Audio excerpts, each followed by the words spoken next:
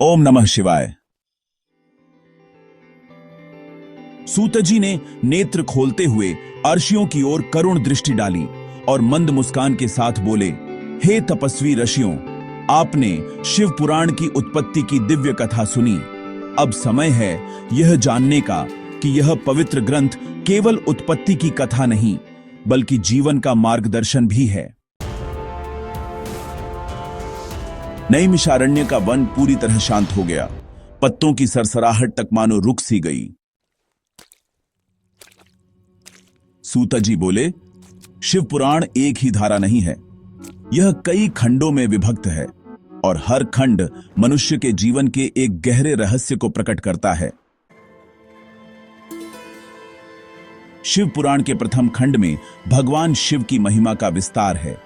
यह बताया गया है कि शिव केवल देवता नहीं बल्कि चेतना है। वह चेतना जो सृष्टि के कण कण में व्याप्त है। जो शिव को केवल मूर्ति समझता है वह बाहरी रूप देखता है, पर जो शिव को तत्व के रूप में समझता है वह अपने भीतर महादेव को अनुभव करता है। इस खंड में बताया गया है कि शिव क्यों भस्म धारण करते हैं। भस्म जो यह स्मरण कराती है कि यह शरीर नश्वर है पर आत्मा अविनाशी है।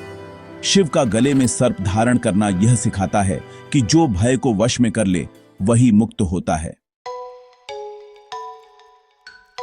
इसके बाद शिव पुराण का दूसरा खंड सृष्टि और संहार दोनों के संतुलन की कथा कहता है।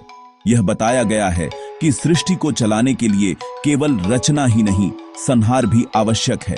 जो टूटता नहीं वह नया कैसे बनेगा। इस खंड में भगवान शिव काल के स्वामी के रूप में प्रकट होते हैं। वह काल जो सबको ग्रस लेता है पर स्वयं शिव काल से भी परे हैं। ऋषियों, यह वही रहस्य है जिसे समझकर मृत्यु का भय समाप्त हो जाता है। शिव पुराण का तीसरा खंड भक्ति के मार्ग को प्रकट करता है। यह भक्ति डर से उत्पन्न नहीं होती। यह भक्ति किसी स्वार्थ से नहीं जुड़ी। यह भक्ति पूर्ण समर्पण से जन्म लेती है। इस खंड में बताया गया है कि जो व्यक्ति सच्चे हृदय से ओम नमः शिवाय का स्मरण करता है उसके भीतर की अशांति धीरे धीरे शांत हो जाती है। शिव पुराण स्पष्ट करता है, शिव को फूल नहीं चाहिए, शिव को दूध नहीं चाहिए। शिव को चाहिए आपकी चेतना, आपका भाव, आपकी सच्चाई। चौथा खंड शिव और शक्ति के अद्वैत स्वरूप को समझाता है। जहां शिव हैं वहां शक्ति है और जहां शक्ति है वहां शिव हैं। एक के बिना दूसरा अधूरा है। यह खंड सिखाता है कि जीवन में संतुलन कैसे बनाया जाए। तप और प्रेम, ज्ञान और करुणा, वैराग्य और कर्तव्य, सब एक साथ। ऋषियों, यही शिव का मार्ग है। न भागना न जकड़ना, बस संतुलन।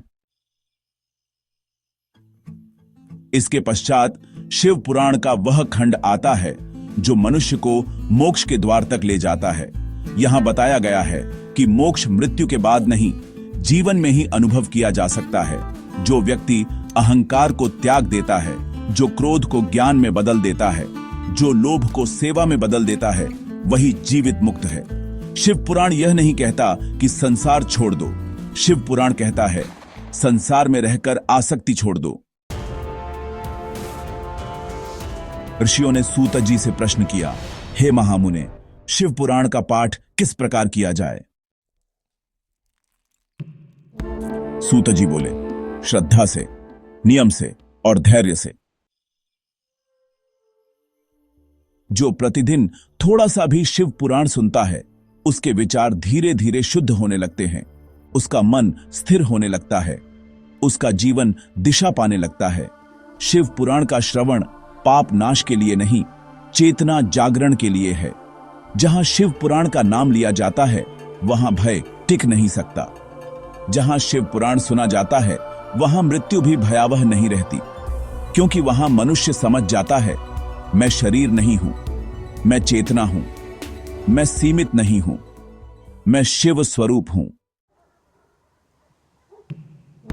सूत जी ने अंत में कहा, हे ऋषियों, शिव भक्ति किसी एक दिन का कार्य नहीं, यह जीवन की एक अवस्था है।